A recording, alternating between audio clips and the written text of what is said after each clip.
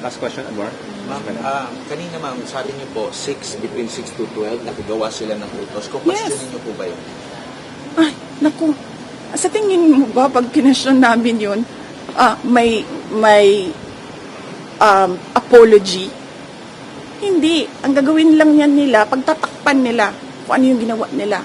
Mas sinungaling yung mga putang inang yan eh. Pamilya na sinungaling yan.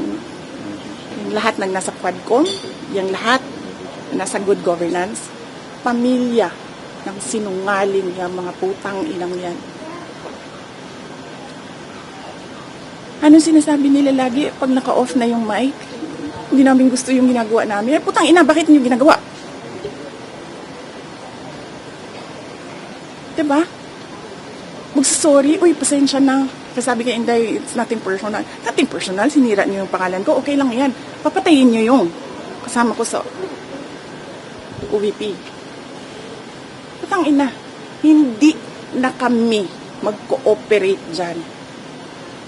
Hindi kami magpapakulong sa inyo.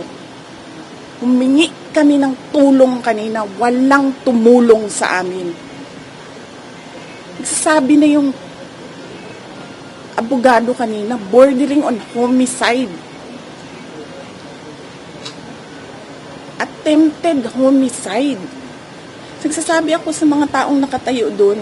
Sabi ko, ano ba inaantay natin? Antayin ba natin ito na mamatay bago tayo pumunta sa hospital? Kasi pag namatay, sabi ko, hindi ito sa hospital pupunta. Punerarya, purlon. Ang kinahanglan nato din